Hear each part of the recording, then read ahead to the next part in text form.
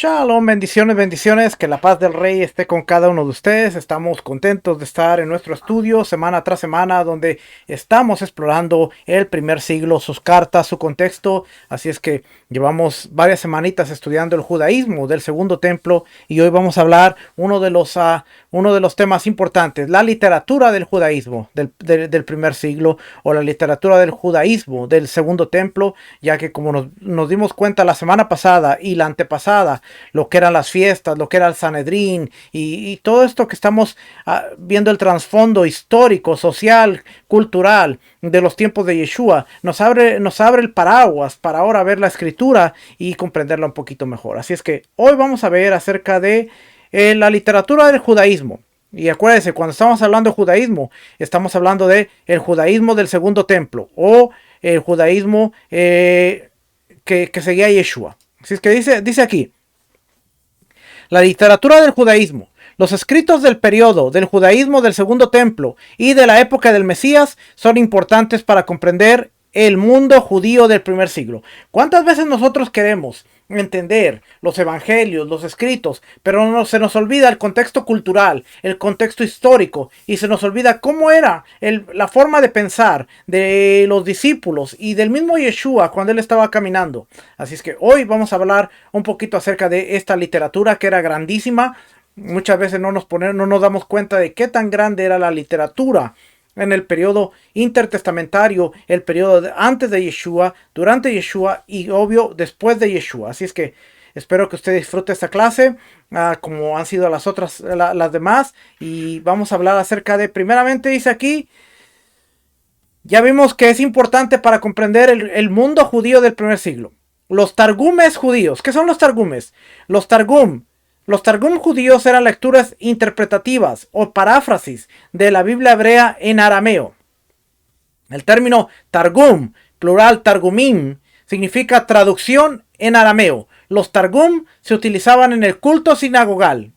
¿Okay? Y vamos a ver de dónde viene esto, porque muchas veces decimos, no, pero el Targum es la traducción al arameo.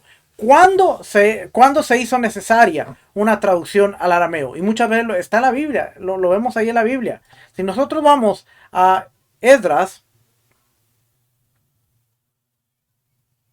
Nehemías, capítulo 8, versículo 4, dice, el escriba Esdras estaba sobre un estrado de madera que habían hecho, versículo 8, capítulo 8, versículo 4 al 8, dice, el escriba Esdras estaba sobre un estrado de madera que había hecho para esta ocasión. Junto a él, a su derecha estaban Matatías, Semá, Anías, Urías, Hilcías y Maasías. Y a su izquierda, Pedaías, Misael, Malquías, Asum, Asbadaná, Zacarías y Mesulam. Y abrió Esdras el libro a vista de todo el pueblo, pues él estaba más alto que todo el pueblo. Y cuando lo abrió, todo el pueblo se puso en pie. Entonces Esdras dijo al Señor, el gran Dios, y Esdras bendijo al Señor el gran Dios, y todo el pueblo respondió, amén, amén. Mientras alzaban las manos, después se postraron y adoraron al Señor rostro en tierra. Esto es el Baruch Shem Kevod Mahutó Leolam Vaed. También Jesuá, Bani, Serebías, Jamín, Acub, Sabetai, Odías, Masías, Kelitá, Azarías, Josabed, Hanán, Pelaías y los levitas. Oiga bien, y los levitas explicaban la ley al pueblo mientras el pueblo permanecía en su lugar. Leyeron el pueblo y leyeron en el libro de la ley de Dios, traduciéndolo y dándole sentido para que entendiera la lectura. Esta frase es importante porque dice que ellos estaban traduciendo, estaban leyendo, estaban traduciendo y dándole sentido a la palabra. Vamos a ver si lo vemos aquí está aquí en el versículo 8, donde dice traduciéndolo, aclarando. Vamos a ver la palabra traduciéndolo.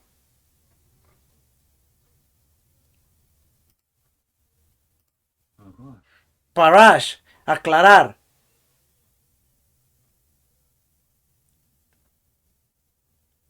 Traducido. Claramente otros traducen en secciones. Posiblemente sea más exacto traducir en detalle. Dejar en claro, quedar claro. ¿ok? Entonces dice que estaban traduciendo. De ahí es que nosotros nos damos cuenta de que el pueblo hablaba en arameo. Cuando ellos regresan, el arameo era la lengua principal. Algunos estaban en Babilonia, regresan, pero el arameo siempre fue la lengua que predominó. El hebreo se utilizaba, pero se utilizaba para el templo.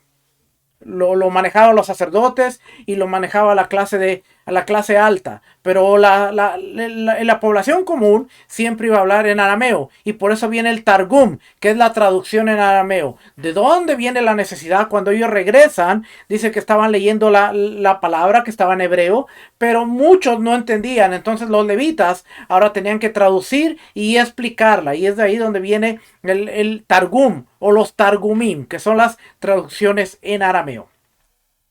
Entonces ya vimos esta. Los Targum se utilizaban en el culto sinagogal, aunque algunos puedan fecharse bastante pronto. Tienden a datarse en el periodo cristiano, después del primer siglo. ¿Okay? Pero aquí hay otra notita. Esta notita es del Nuevo Diccionario Bíblico Ilustrado. Esto lo vamos a leer de allá. Dice Targum, significa hablar. En la literatura judía recibe el nombre de Targum, la versión del Tanakh, el Antiguo Testamento en arameo, a excepción de Daniel y Esdras y Nehemías, que ya estaban escritos en parte en arameo. Estos libros, Daniel, Esdras y Nehemías, ya estaban escritos en arameo. Estas versiones de los libros del Tanakh, parafraseados, y con cortas explicaciones intercalares, tuvieron su origen en la necesidad del culto de la sinagoga. Después del cautiverio, el pueblo judío de Judea o de Palestina hablaba en arameo. Ve, aquí está. Esto es el Lexam, el diccionario. Hablaba en arameo. Era necesario traducir oralmente la Torá al arameo, dando además explicación a los lectores o a los oyentes ignorantes de la geografía, de la historia y de ciertas costumbres judías de la antigüedad. Qué interesante que ahora vemos un tipo de escalera educativa, porque dice era necesario traducir oralmente la Torá al arameo, dando explicaciones a los lectores o a los oyentes ignorantes de la geografía, historia, costumbres judías de la antigüedad. Si nosotros vemos lo que era la escalera educativa, donde vemos el contexto geográfico, el contexto histórico, el contexto cultural, entonces ahora nos damos cuenta de que nuestro maestro Rico Cortés está usando un método que aún los judíos, cuando regresan de Babilonia, están utilizando, porque dice, tenía que ser traducida la Torá traducir oralmente la Torá al arameo, dando explicaciones a los lectores o a los oyentes ignorantes de la geografía, de la historia y de ciertas costumbres judías de la antigüedad. La traducción al arameo no representaba ningún problema grave, habiendo sido la lengua de los patriarcas antes de su entrada en Canaán, y hallándose empleada aquí y allá en la Torá, en el Pentateuco, la Torá. Génesis 31:47. Labán lo llamó Hegar Sahadutá, pero Jacob lo llamó Galad. Dos palabras. Los profetas, Jeremías 10:11. Así le diréis, los dioses que no hicieron los cielos ni la tierra, perecerán debajo de la tierra y debajo de los cielos. En Esdras 4:7 al 6:8. Y 7:12 al 26, y en Daniel, más tarde, estas traducciones orales y explicaciones quedarían cristalizadas por escrito, junto con ampliaciones legendarias en muchos casos. Los Targumes, se cuentan 11 Targumims, que son el Targum de Onkelos, que pudiera ser el más antiguo, sobre el Pentateuco, sobre la Torá. Es una versión muy fiel del texto de la Torá, con paráfrasis solo de algunos pasajes poéticos como Génesis 49, Números 24, Deuteronomio 32 y Deuteronomio 33. Los términos tradicionales reciben traducción moderna. Ismaelita se transforma en árabe, etc. Se plantea la cuestión de si Onkelos fue una persona real. Ciertos indicios parecen militar en favor de una paternidad colectiva. En particular, las afirmaciones contradictorias del Talmud babilónico y el Yoshami, el de Jerusalén. Según Schiller Sinesi, Onkelos sería sin embargo un personaje histórico que habría vivido a comienzos del siglo II, después de la era común. El problema sigue en pie. Escrito en arameo palestino. Esta obra parece haber recibido su forma definitiva en Babilonia alrededor del siglo IV, después de la era común. O sea que todo el cristianismo apenas iba a empezar en su apogeo. Su autoridad fue grande entre los judíos. Si se juzga por las frecuentes citas que se hallan en el Talmud, fue publicado en Bolonia por primera vez en 1482. A. Berliner publicó una edición crítica, Berlín, 1884. Se encuentra el Targum de Jonathan ben Uziel, que incluye los profetas y los libros históricos. Es probablemente más antiguo que el de Onkelos y se atribuye al mejor de los 80 discípulos de Hillel en la época del Talmud. Sin embargo, su autenticidad es dudosa. Del hecho que se utiliza el Targum de Onkelos para las citas de la Torá, se puede estimar que recibió su forma definitiva en Babilonia a mediados del siglo IV después de la era común. Este Targum ha gozado de gran autoridad en el seno del judaísmo. Fue impreso en 1517 en la Biblia del Rabinato. Se encuentra un Targum samaritano del Pentateuco, en dialecto arameo-samaritano, con términos bárbaros y del que faltan muchos capítulos, siglo VI. El Targum pseudo Jonathan sobre la Torá, que tiene dos recensiones. El Targum Yerushalmi 1 con la Torá, el Pentateuco completo, probablemente del siglo VII, y el Targum Yerushalmi 2, muy incompleto, impreso en Venecia en 1591. El Targum de José el Ciego o el Tuerto sobre los agiógrafos, Job, Salomón y Proverbios, probablemente una manipulación del texto siriaco de la Peshita para Proverbios, una traducción del hebreo para ciertos salmos y una paráfrasis para otros de origen relativamente reciente. El Targum de las 5 Megilot, los 5 rollos, comprendiendo Ruth, Esther, Eclesiastés, Cantar de los Cantares y Lamentaciones. Se poseen varias copias diferentes. Estos targums no tienen demasiado valor. El de Esther incluye muchas adiciones legendarias, fecha de los siglos los siglos XII y XIV, imprimido por primera vez en la Biblia del Rabinato en 1517. El Targum de las Crónicas, descubierto solo en el siglo XVII en la biblioteca de Erfurt, donde había quedado dentro de un manuscrito fue impreso en el 1680 y editado por Wilkins en Cambridge en 1715. 8, 9 y 10, 3 Targumés sobre Esther. Y el 11, un Targum de Jerusalén sobre los profetas, conocido solo por una nota marginal del texto masorético, del manuscrito 154 de Kennicott. Un descubrimiento bastante reciente, en 1956, ha sido el Targum Neofiti sobre la Torá, el Pentateuco, una versión mayormente literal, aunque presenta numerosas paráfrasis al texto original. Su gran importancia radica en el hecho de que procede del siglo I o II después de la era común y que su arameo es el de Galilea en tiempos del Señor. Fíjense lo interesante, porque aquí estamos viendo que lo que hablamos varias veces, que el arameo era el lenguaje del tiempo de Yeshua. Era el lenguaje alrededor del tiempo de Yeshua. Entonces, ahora nos estamos dando cuenta que muchas de las cosas que hemos hablado a través de la arqueología se pueden validar, porque yo le mencioné acerca del letrero en la cruz, que era muy posible que se hablara en arameo, porque en ese tiempo el arameo era común. Y ahora estamos viendo a través de este recurso que dice el arameo es el de Galilea en el tiempo del Señor. Era el arameo. El valor de la literatura targúmica. A pesar de la gran libertad de interpretación, los targumés, especialmente los de mayor antigüedad, y muy especialmente el Neofiti, tienen un gran interés en cuanto al conocimiento de los problemas teológicos de los judíos desde el siglo I antes de la era común al siglo II después de... Perdón, hoy tengo problemas con las letras. Voy a volver a leer. Desde aquí, el valor de la literatura targúmica. A pesar de la gran libertad de interpretación, los targumés, especialmente los de mayor antigüedad, y muy especialmente el Neofiti, tienen un gran interés en cuanto al conocimiento de los problemas teológicos de los judíos desde el siglo I antes de la era común al siglo II después de la era común. La preexistencia de la Torá Estos eran los problemas. ¿Ok? Estos eran los problemas que tenían ahí, los problemas teológicos de los judíos.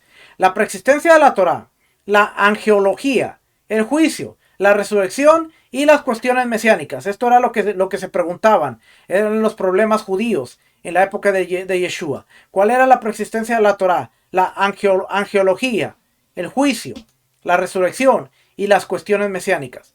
El Targum de Jonathan ben Uziel, indudablemente el más mesiánico de todos, no presenta a Moisés solo bajo el aspecto de un caudillo militar y victorioso, sino que también lo concibe bajo el aspecto del hombre de dolores, que deberá pasar por la muerte, y precursor del hijo glorioso de David.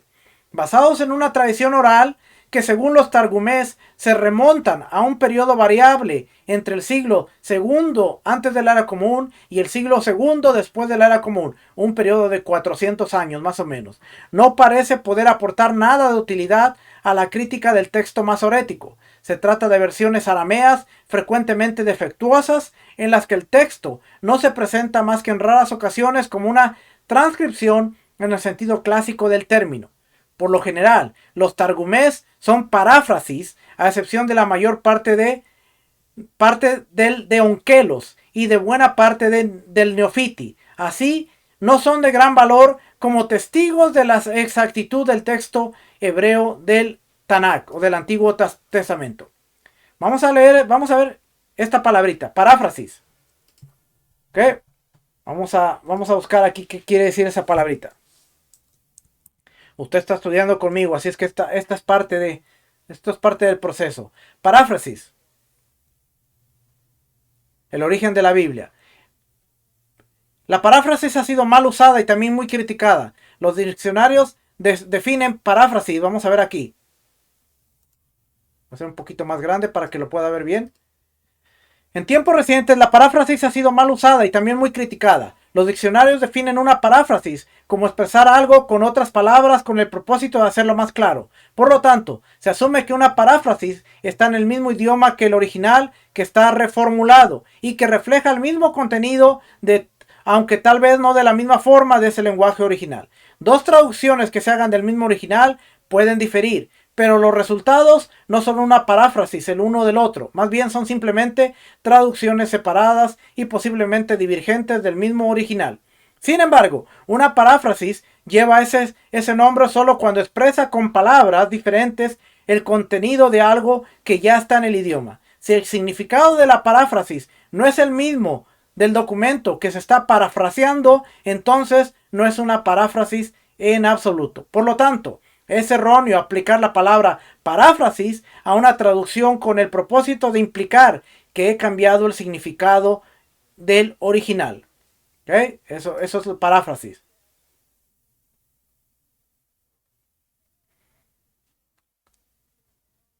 El paráfrasis, este diccionario. Explicación o comentario que se añade a un texto difícil de entender para aclararlo. Hizo una paráfrasis del texto bíblico para que los niños comprendieran su significado. El plural es paráfrasis. ¿Okay? Eso es lo que significa paráfrasis. Y ahora regresamos.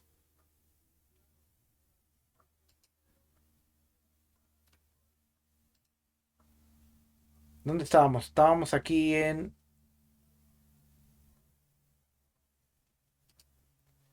Nuevo Diccionario Bíblico Ilustrado. Aquí estábamos, ¿verdad? Entonces, déjeme hacer algo por aquí. Porque el documento que tenía lo tenía cerrado. Pero quiero abrir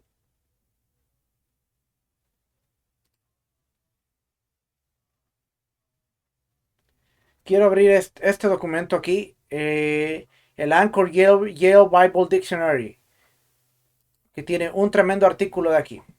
¿Okay? Y este lo vamos a leer para que usted vea. Y vamos a tratar de traducir aquí. Targumim, nombre dado a la traducción a arameas de la Biblia hebrea. Targum es la forma singular, mientras que el plural es Targumim. textos, Pentateuco. El estudio bíblico es un targum, es una traducción judía primitiva de la Biblia al arameo. En estudios bíblicos, un targum es una traducción judía primitiva de la Biblia al arameo. El sustantivo targum deriva de la raíz cuadrilateral TRGM, que aparece tempranamente en las lenguas semíticas.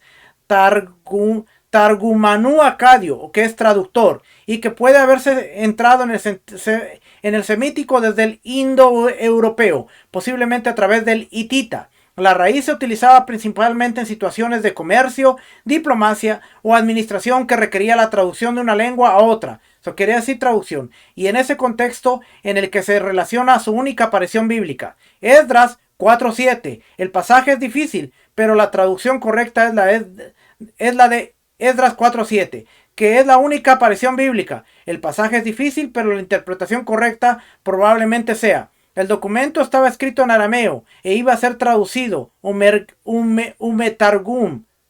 umeturgam, es decir, al persa, cuando fue presentado al rey en la corte. Esdras 4:18, el documento que nos enviaste ha sido leído y traducido. Arameo, me parás. ¿Okay? Por eso le dije que quería leer esto. En hebreo rabínico, el verbo tirgem se utiliza en un sentido restringido para traducir la Biblia del hebreo a otra lengua, normalmente arameo, pero a veces también griego, donde se hace referencia a la versión griega de Aquila. Así también, aunque el sustantivo targum podía designar una traducción de la Biblia a cualquier lengua, Mishnah Megilot 2.1, Mishnah Megillah 2.1, ahí no, nos está diciendo ahí,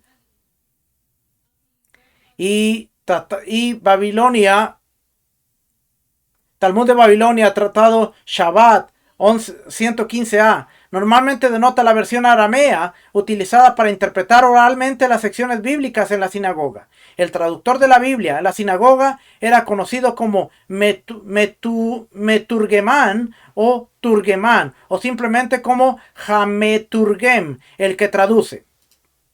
De ahí viene Onkelos. Además de su sentido básico de traducir, el verbo tirgem en hebreo rabínico también puede significar explicar un versículo bíblico o una Mishnah, donde la lengua de la explicación es la misma que la del texto original. Estos dos significados pueden ilustrarse a partir de los propios Targumín, el Neofiti y Pseudo Jonatán, a Génesis 43:23. Afirman ambos que cuando José fingía ignorancia del hebreo, hablaba con sus hermanos a través de un meturgemán, un traductor, mientras que Neofiti, a Éxodo 7:1, llama a Aarón el meturgemán de Moisés cuando actuaba como portavoz de Moisés ante el faraón y los israelitas.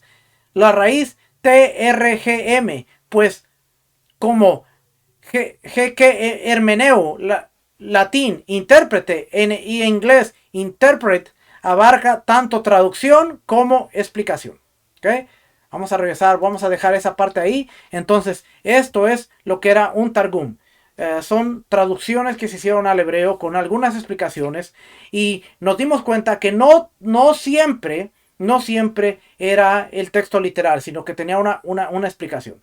Era como una traducción con un comentario, así como hoy vemos comentarios cristianos en donde toman el texto, pero lo explican de acuerdo al entendimiento de la persona que está haciendo la traducción. Pero en el tiempo de Yeshua había bastantes targum, había bastante oralmente lo que era la traducción y la interpretación. ¿Ok? Entonces, ¿cómo lo podemos ver? Fácil. Si nosotros vamos a Lucas capítulo 4, eso se me vino ahorita a la mente. Lucas capítulo 4.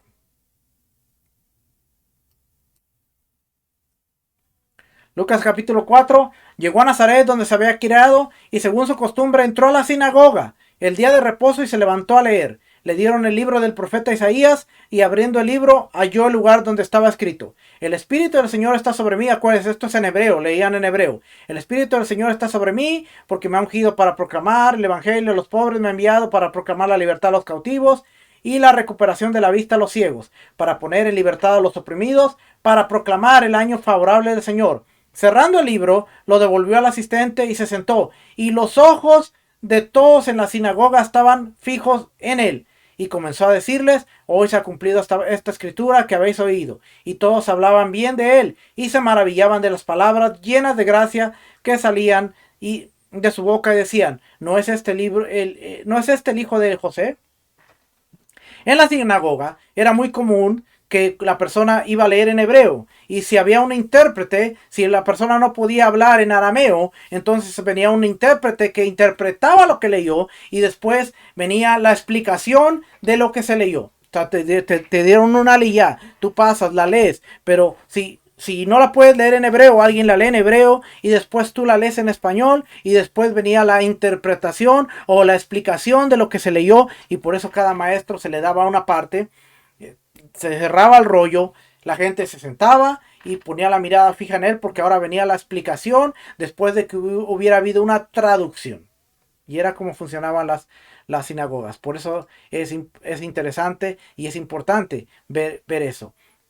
¿Okay? Entonces ya vimos los targums judíos. Vimos que había 11 targums judíos, ¿va?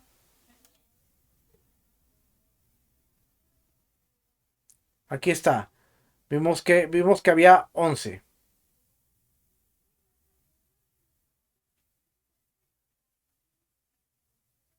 11.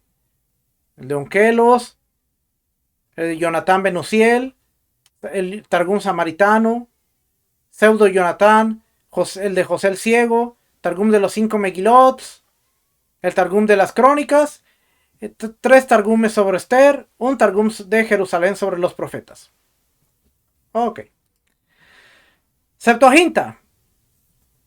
La Septuaginta es la traducción en griega del Antiguo Testamento del Tanakh. Se llama Septuaginta, o los 70 en latín, porque según la tradición se encargó a 72 eruditos que tradujeran el Tanakh en hebreo y obtuvieron copias idénticas, palabra por palabra. La Septuaginta también recibe el nombre de los 70, el número romano. Posteriormente fue revisada y editada para satisfacer las necesidades de los no hablantes de hebreo. Dentro de las distintas versiones hay diferentes arreglos del texto hebreo. La Septuaginta incluye libros apócrifos como Tobit y Eclesiástico, que forman parte del canon católico del Tanakh. Se trata de una obra fundamental. La Biblia de la iglesia primitiva era la Septuaginta, y la mayoría de las referencias del Nuevo Testamento al Antiguo Testamento proceden de ellas. ¿Cuántos de nosotros no sabíamos que, por ejemplo, Esteban y tal vez Pablo, que él nació fuera, en la diáspora? Esteban, y mucha gente que, como los que vinieron en Hechos capítulo 2, partos, medos, cretenses, todas estas comunidades judías que estaban fuera, que hablaban griego, el griego koiné, su Biblia era la Septuaginta. Mucha gente dice: no, pero es que no era aceptada, pero era la única forma en que ellos recibieron el mensaje. Vamos a leer las notas que tengo aquí. Quería leerle este documento, pero ahora vamos a leer las notas. Este es el mismo Anchor. No, este es el Gran Diccionario de la Biblia. Vamos a leer para allá. Septuaginta. El nombre Septuaginta, o los 70 en griego, Hoi Hebdomekonta, los 70, designa el conjunto de escritos que componen la Biblia griega. Es un corpus muy heterogéneo, compuesto a lo largo de 4 siglos, del siglo III antes de la era común al siglo I después de la era común, por traducciones del hebreo y escritos originales en griego. Este nombre designaba en principio la traducción griega del Tanakh, del Pentateuco, como atestigua la carta de Aristeas. Posteriormente se extendió a todo el conjunto de los libros del Tanakh en el griego. La Septuaginta es la primera gran traducción de la antigüedad y también el primer intento de adaptación de la Biblia a una lengua y contextos diferentes de la que se gestó. En este caso, el judaísmo de la diáspora helenística de Egipto de habla griega. Por primera vez, un corpus completo se trasladaba a otra lengua, con lo que esto supone de complejo proceso de interpretación y de exégesis. La Septuaginta forma parte de la rica aportación literaria y cultural del judaísmo a la literatura helenística, en la que destacan autores como Ezequiel, el Trágico, Filón de Alejandría y otros. Esta Biblia tiene entidad literaria propia y por tanto es el aspecto textual como el exegético. Presentan muchas innovaciones respecto a la Biblia hebrea. Su canon es más amplio, pues recoge además los libros hebreos a los deuterocanónicos y suplementos griegos o algunos libros, Esther, Daniel, Salmo 151. Ordena y clasifica los escritos de forma diferente que la Biblia hebrea. Los tres grupos de la Biblia hebrea son la Torá, profetas y escritos, lo que se conoce como el Tanaj, Torá, Nevin y Ketuvim, Tanaj. Aparecen distribuidos en la Septuaginta, el Pentateuco, los libros históricos, libros poéticos o sapiensales y los profetas. Es como la Biblia cristiana, que tiene una separación diferente.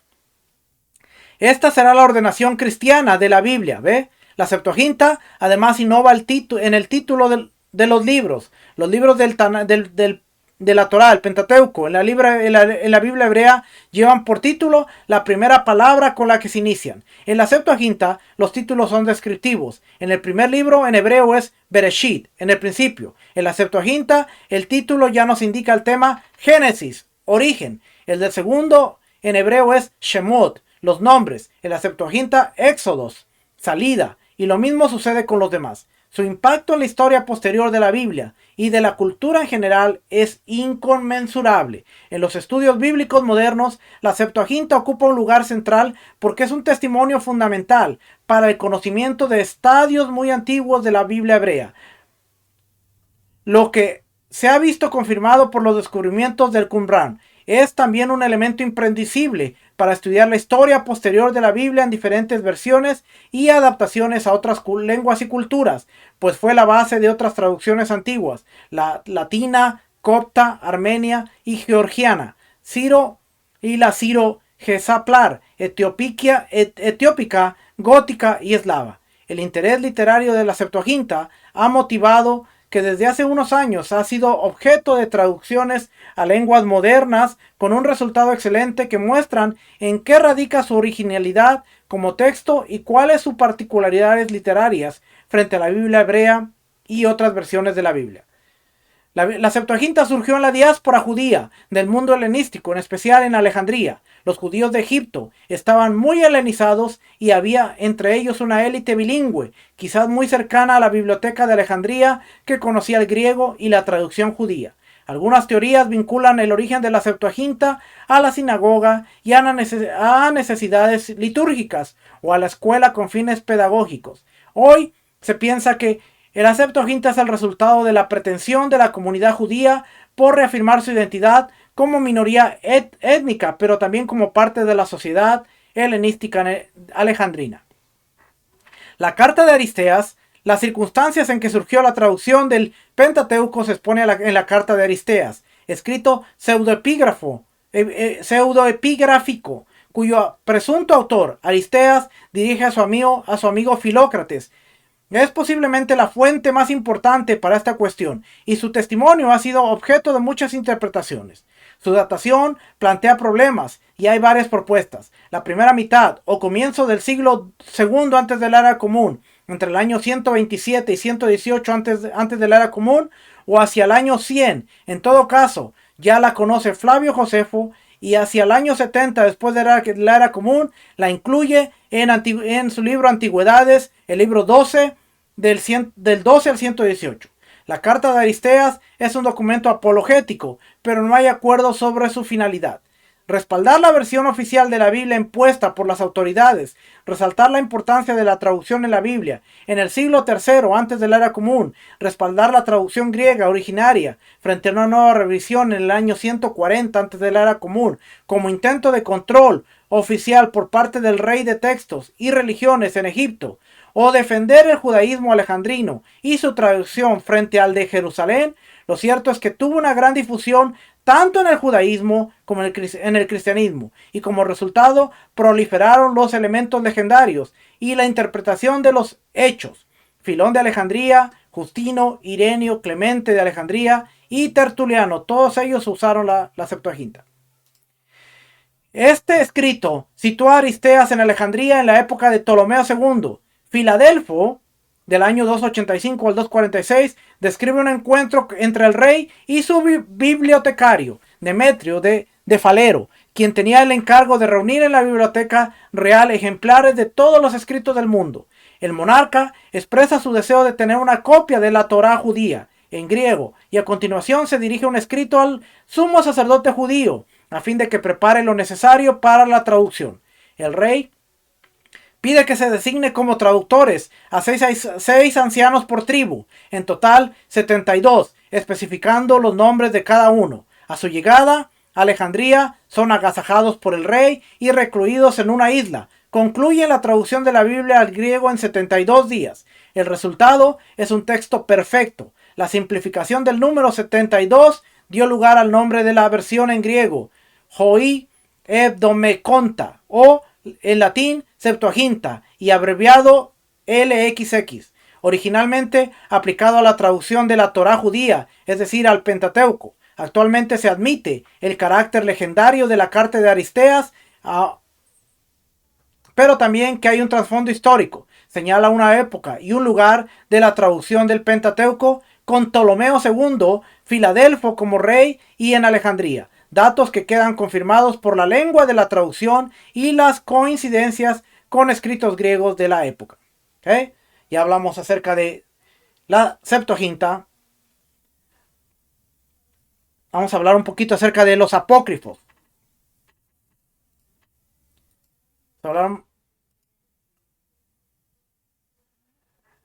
Apócrifos. El término apócrifo significa oculto. Los apócrifos incluyen 13 obras de los antiguos códices griegos del Antiguo Testamento, el Vaticanus, Sinaíticos y Alejandrinus. Ninguna se encuentra en el Tanakh hebreo. Fueron escritas en los 2 siglos anteriores al Mesías, o sea, unos 200 años antes del Mesías. A estas obras no se les concedió estatus canónico, ya que muchos judíos creían que la profecía terminaba en Malaquías. Josefo en su libro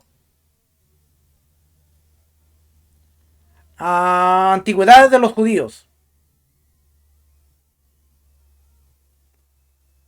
Todos menos uno de estos escritos que se encuentran en la Biblia católica están en la Septuaginta. Entre ellos se encuentran las epístolas de Jeremías, Tobías, Judith, tercera de Esdras, también llamado primera de Esdras e incluso tercero de Esdras. Adiciones a Esther, la oración de Azarías y la canción de los 3 jóvenes, Susana, Bel y el dragón, primera de Baruch, Ben Sira o Sirac o eclesiástico, primera de Macabeos y segunda de Macabeos. Los 2 últimos son importantes para conocer los antecedentes históricos de la época del Mesías.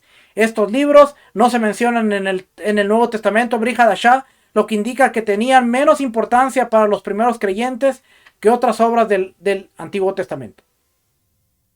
Vamos a regresar para acá y vamos a ver esta notita. Los apócrifos.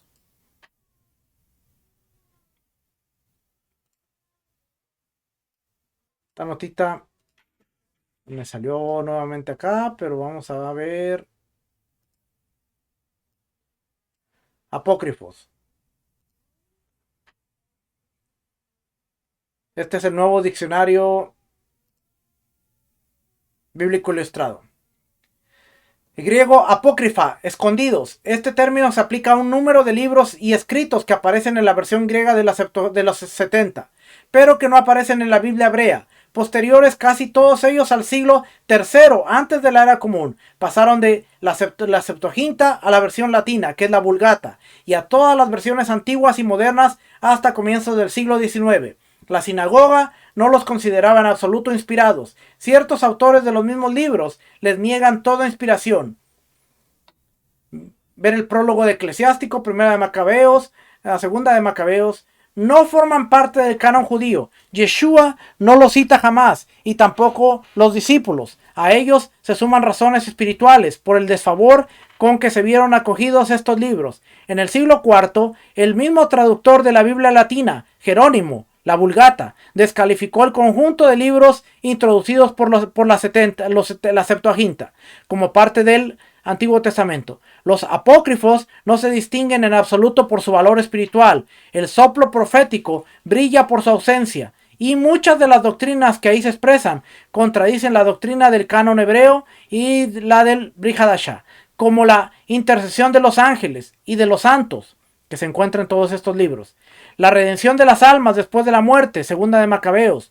La Iglesia de Roma ha preferido seguir el criterio de Agustín de Hipona al de Jerónimo y consideran como canónicos todos los libros admitidos por la Septuaginta y la Vulgata, exceptuando tercera y cuarta de Esdras y la oración de Manasés, según decisión dogmática adoptada en el Concilio de Trento, 1546, y confirmada en el Concilio del Vaticano I, 1870.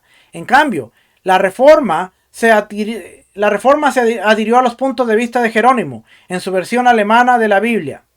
Lutero lo rechazó en las páginas del Antiguo Testamento, situándolos agrupados entre el Antiguo y el Nuevo, con la siguiente nota: libros que no deben ser considerados iguales a las Sagradas Escrituras, pero no obstante son útiles y buenos para ser leídos. La Confesión de Fe de Westminster declara: los libros llamados apócrifos no son divinamente inspirados, ni forman parte del canon de las Escrituras, no teniendo tampoco autoridad alguna en la Iglesia de Dios. No hay que considerarlos más que otra clase de escritos humanos. David Martín escribía, por su parte, en 1707, en el prefacio a los apócrifos: estos libros son leídos por muy pocas personas, y a excepción del Eclesiástico, Sabiduría, el libro de Primera de Macabeos y el capítulo 7 del segundo, el resto apenas si vale la pena leer. Fue en 1826 que la Sociedad Bíblica Británica y extranjera tomó la resolución de excluir todos los libros apócrifos de sus ediciones. Esta decisión, sin embargo, se ha visto revocada a partir del año 1968, cuando las Sociedades Bíblicas Unidas se comprometieron a una cooperación con Roma. Fruto de ello fue la traducción llamada Dios habla hoy, o también Dios llega al hombre. Para esta versión, en las ediciones de consumo católico, las Sociedades Bíblicas Unidas incluyeron los libros apócrifos, quebrantando así una larga tradición de imprimir solo la palabra de Dios sin añadidura. Los apócrifos se pueden clasificar de la siguiente manera siguiendo su carácter literario: relatos históricos, primera y segunda de Macabeo; obras patrióticas, Macabeos, Tobías, Judith; adiciones Esther, tercera de Esdras, Susana, Bel y el dragón. Estos dos últimos son adiciones a Daniel. 3. Escritos líricos y místicos: oración de Azarías, que es adición a Daniel; oración de Manasés, Baruch, epístola de Jeremías. 4. Libros morales y religiosos: Eclesiástico o Sabiduría de Jesús, hijo de Sirac; Sabiduría de Salomón, el libro cuarta de Esdras, el cuarta de Macabeos. Forman parte de los pseudoepígrafos.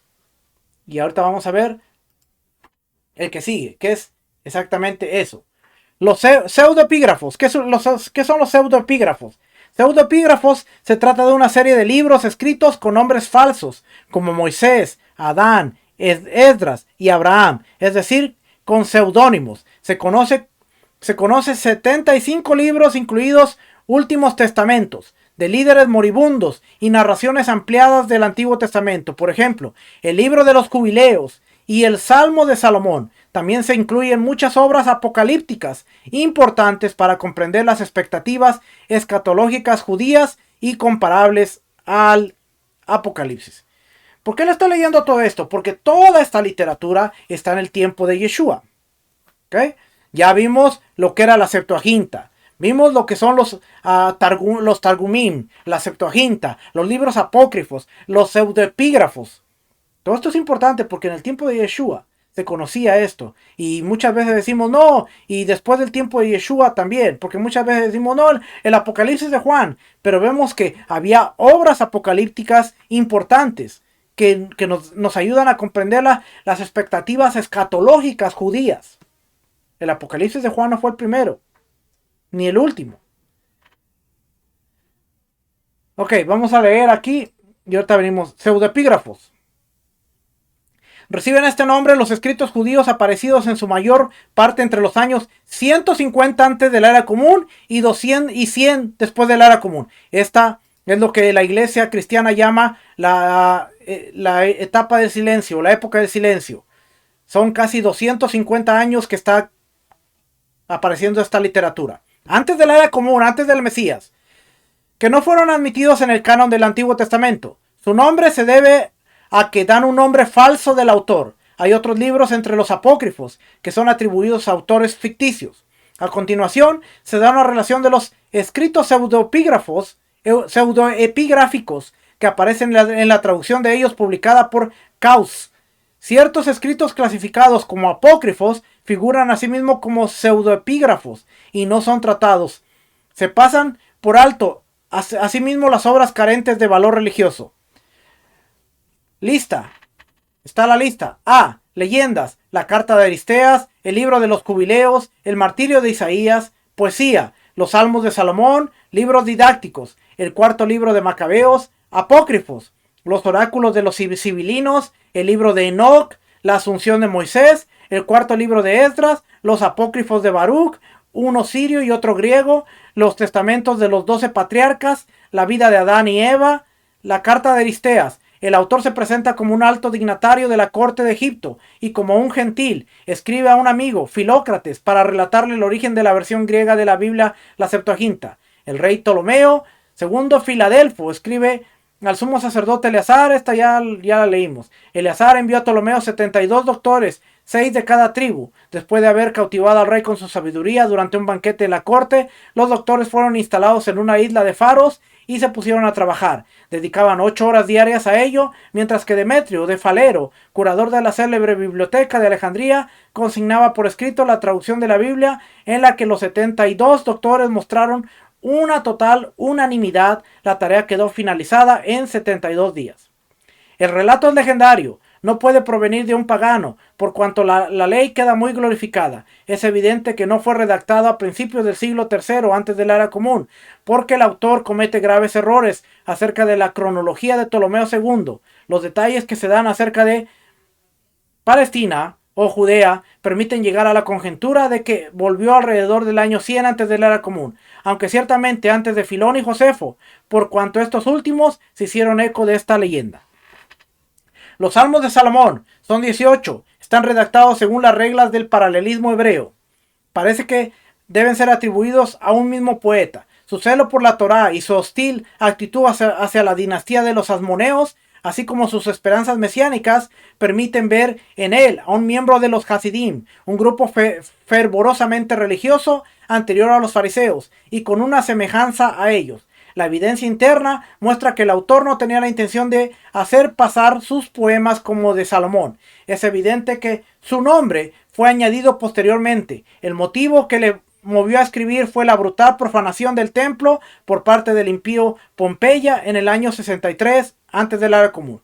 A esta obra se le han asignado una fecha más antigua, a ver que el hombre maldito que el poeta señala no a Pompeyo, sino a Antíoco Epífanes. Entonces, los reyes malvados no serían los asmoneos, sino los seleucidas. Pero esta hipótesis hace violencia a la evidencia interna de la obra y provoca más problemas que pretende resolver. ¿Okay? Vamos a brincar por parte del tiempo. Usted puede buscarlo en este recurso, Nuevo Diccionario Bíblico Ilustrado. El cuarto libro de Macabeos se trata de una obra didáctica, especie de disertación filosófica destinada a mostrar la superioridad de la razón sobre las pasiones. Que voy a ir al segundo. No, ahí terminó. Ok, ahí terminó. Entonces habla de el testamento de los 12 patriarcas. Esto es importante. ¿Sabe por qué? Porque mucha gente viene y empieza a estudiar dentro de lo que es el contexto hebreo y de repente a mí me pasaron una lista de libros en donde viene el testimonio de José, el testimonio de Jacob, el testimonio de Leví, Judá, Isaacar, los 12 patriarcas, los 12 hijos de Jacob que ellos escribieron, el testimonio de Adán y Eva, el testimonio de Enoc, el libro de Jaser. Familia, esos libros fueron escritos entre el año 150 y el año 100 de la era común.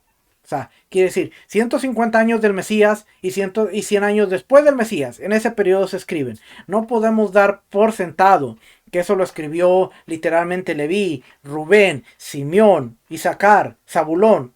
Sino que se usó ese nombre, pseudoepigráficos, para que la gente dijera, mira, y llamara la atención. Hoy en día, mucha gente lo toma como que fue así. Entonces, ¿qué sigue? Filón. del año 25 antes de la era común al año 50 después de la era común. Filón fue un contemporáneo de Pablo, afincado en Alejandría, centro del pensamiento filosófico y religioso. Fue un impresionante teólogo y filósofo judío. Este hombre era judío, que escribió extensamente de forma filosófica, teológica y misionológica. Sus escritos reflejan la influencia del helenismo en el pensamiento judío, especialmente el platonismo, ya que estaba motivado por parte para comunicar el judaísmo a los pueblos de pensamiento y habla griegos. Y Filón usa la palabra logos para describir lo que el judío conocía como la memra o la palabra de Dios. Y por eso encontramos después en Juan que dice: en el principio era el logos, y el logos era con Dios, y el logos estaba con Dios. Pero en la versión en español dice: y el logos era Dios. Más bien la palabra correcta era: y el logos estaba con Dios. Y ahí hace un poco más de sentido. Pero Filón tiene tremendos escritos, su testimonio, porque fue contemporáneo con Pablo. Así es que qué mejor de una persona que estaba ahí, entendiendo cómo se miraba el judaísmo desde afuera. Él era judío, pero cómo se miraba desde afuera. Flavio Josefo, del año 37 antes de la era común al año 100 después de la era común. Josefo fue inicialmente un rebelde contra Roma, pero se rindió y sirvió a los romanos. Escribió varias obras importantes, entre ellas Antigüedades de los Judíos, la historia de Israel, la guerra judía, un relato de la rebelión judía contra Roma, Vida, que fue su autobiografía, y su obra contra Pión, la defensa que Josefo hizo del judaísmo frente a un acérrimo crítico, Apión. Sus escritos son fundamentales para comprender la historia judía y romana en tiempos del Nuevo Testamento. Si usted quiere entender el contexto histórico, cultural, geográfico y político de los tiempos del Mesías, durante y después del tiempo del Mesías, usted tiene que leer Josefo. Si usted no considera a Josefo como una fuente primaria, entonces no me diga que usted comprende el Nuevo Testamento, porque no es así. ¿Okay? Hace referencia al Mesías en un pasaje controvertido, el llamado Testimonio Flaviano, donde Josefo menciona la muerte y resurrección del Mesías. Josefo, Antigüedades, en 1863. También menciona al Sanedrín juzgando a Santiago, el hermano de Yeshua, y apedreándolo hasta la muerte por violar la Torá. Josefo, Antigüedades 20:200. Los rollos del Mar Muerto. Los rollos del Mar Muerto se encontraron en 1947 en una cueva del Qumran. Fueron escritos por una comunidad de esenios y almacenados en el desierto. Son unos 800 manuscritos que representan la biblioteca de los esenios, una secta judía apocalíptica separatista. Estos pergaminos dan una idea de la naturaleza de los textos antiguos del Antiguo Testamento y del judaísmo de la época. Se han publicado 90 rollos que datan del siglo II antes de la era común. Incluyen comentarios, copias de textos, documentos sobre la vida comunitaria y otras obras importantes para arrojar luz sobre el judaísmo del primer siglo o del judaísmo del siglo I. Partidos y rasgos judíos importantes. Ahí nos vamos a quedar para venir la próxima semana. Pero ¿qué hemos aprendido hoy? Hemos aprendido que realmente hay mucha literatura, hay un montón de literatura. Yo le recomiendo el libro, no sé si lo tengo aquí, creo que sí lo tengo aquí. Déjame ver. Fuentes. Creo que Logos no lo tiene, pero lo tengo en... No, sí lo tengo aquí. Yo le recomiendo este libro que se llama Las fuentes que dieron origen al Nuevo Testamento. Déjenme abrirlo un poquito más. Fuentes que dieron origen al Nuevo Testamento. Es de Raúl Saldívar. Muy bueno. Fíjense. Escritos de las escuelas judías. Fuente literaria del Nuevo Testamento. ¿Ok? Textos apocalípticos o pseudoepígrafes. Lo que acabamos de leer ahorita. Textos esenios. Qumran. Libros deuterocanónicos. Pseudoepígrafes. Libros pseudoepígrafes. Fuente primaria de la escatología cristiana. Libro de Enoch. El Hijo del Hombre, el Mesías. La ascensión de Isaías. El testamento de Moisés. Los 12 patriarcas. Libro de Jubileos. José y Asenat. Y fuentes literarias del Nuevo Testamento. Literatura apócrifa cristiana. Libros canónicos como fuentes del Apocalipsis de Juan. Muy buen libro, que yo se lo recomiendo. Y dentro de su bibliografía, él tiene muy buen material ahí para abordar un poquito más del tema.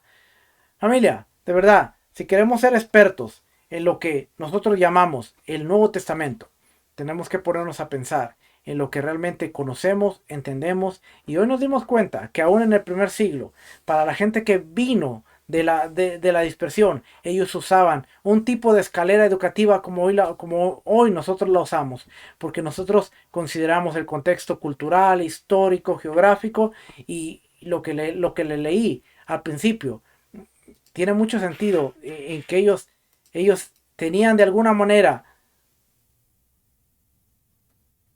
aquí se lo vuelvo a poner, era necesario traducir oralmente la Torá al arameo, dando además explicaciones a los lectores o los oyentes ignorantes de la geografía, la historia, ciertas costumbres judías de la antigüedad.